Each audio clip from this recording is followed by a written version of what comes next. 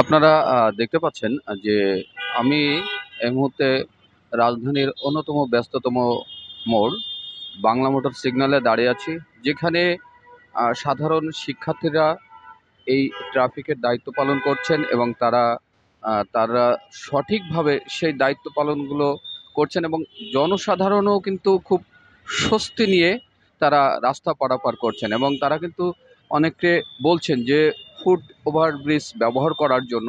আমরা একটু এর প্রসঙ্গে আমাদের দেখতে পাচ্ছি যারা এই দায়িত্ব পালন করছে তাদের একটু সাথে কথা বলবো। আশা করছি ভালোই পাচ্ছে, কারণ আমরা আমাদের সর্বোচ্চ দিয়ে চেষ্টা করছি। আশা করি মানে দেশটা সুন্দর করার জন্য আমাদের তো দরকার আমাদের জনগণকে এই সুস্থ রাখা, খুশি রাখা, তাদের নিরাপত্তার জন্যই আমাদের এই কাজ এবং আমরা আশা করছি তারা খুবই সন্তুষ্ট এতে।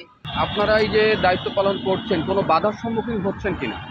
না, আমাদের কোনো বাধা নেই। আমরা আমাদের মন মতোই যার যতটুকু জায়গায় মানে থাকা দরকার, আমরা যেখানেই দেখছি জনসংখ্যা কম আমরা সেখানেই তাদেরকে সাপোর্ট করছি এবং প্রত্যেকটা ইয়েতে দেখতে পাবেন, স্ট্যান্ডে বা স্টপেই দেখতে পাবেন যে প্রত্যেকটা শিক্ষার্থী কিছু জায়গায় কম বেশি, আমরা যেখানে কম আসছে সেখানে আমরা গিয়ে নিজেদের মধ্যেই সমঝোতা করে যে ওইখানে কম আসছে আমরা ওইখানে যে তাদেরকে একটু সাপোর্ট করি, এইভাবে আমরা মিলেমিশে কাজটা সম্পূর্ণ করছি। এই যে দায়িত্ব পালন করছেন যে আপনার অনুভূতিটা আসলে কেমন? আমার অনুভূতিটা আসলেই চমৎকার, কারণ দেশের জন্য কিছু করার মতো, দেশকে উপহার দেওয়ার মতো এরকম তো মানে মনের দিক দিয়ে শান্তির আর কিছু নেই। আমরা চাই আমাদের দেশটা সুন্দর থাকুক, এতে যদি আমাদের আরও দায়িত্ব নিতে হয় আমরা তাও নিব। কতদিন এই দায়িত্ব পালন করবেন? যতদিন না পর্যন্ত আমাদের দেশ স্বাভাবিক হচ্ছে। মানে স্বাভাবিক বলতে আমরা আসলে কি বুঝবো? যে আগে যেমন ট্রাফিকরা দায়িত্ব পালন করতো, এখন নিজে হাতে আপনারা স্টুডেন্টরা দায়িত্ব নিচ্ছেন এবং এই দায়িত্ব পালন করছেন। ট্রাফিকরা দায়িত্ব নিলে তখন কি আপনারা আবার চলে যাবেন, নাকি তাদেরও তদারকি আপনারা করবেন? যদি দরকার হয় যে তাদেরকে হেল্প করার তাহলে তো অবশ্যই করব। আর যদি হয় যে না, তারা গিয়ে আবার যদি সব নিয়ম আগের মতো হয়ে যায়, তাহলে আমাদের যদি মনে হয় যে না আমাদের আর সাপোর্টের দরকার নেই, তারা দেশটা করতে পারবে এইভাবে সুন্দরভাবে, তাহলে আমরা আমরা আমাদের ইয়েতে সরে আসবো। আর এরপর যদি জনগণের যতটুকু লাগে তারপর তো আমরা আসছি তাদের মানে যতদিন না পর্যন্ত একদম সুস্থ স্বাভাবিক অবস্থায় বিরাজ না করবে ততদিন আপনারা আপনাদের দায়িত্ব হ্যাঁ পালন আমরা করবেন। থাকবো। যখন আমরা রানিং অবস্থায় হেলমেট ভুলেও খুলতেছি না এবং খুব সুন্দরভাবে আমরা আমাদের যে দায়িত্ব আছে আমরা পালন করতেছি। আপনারা দেখতে পাচ্ছেন সুশৃঙ্খলভাবে তারা যাচ্ছে এবং কোনো প্রকার নিয়ম ভাঙছে না এবং সবাই বলছেন যে আসলে এটা খুবই প্রয়োজন ছিল যে নিয়মতান্ত্রিকভাবে যে সিগন্যালগুলোতে চলাফেরা করা, নিয়মের বাইরে যেন কেউ না চলাচল করতে পারে, সেই জায়গাগুলো আসলে তারা দেখভাল করছে।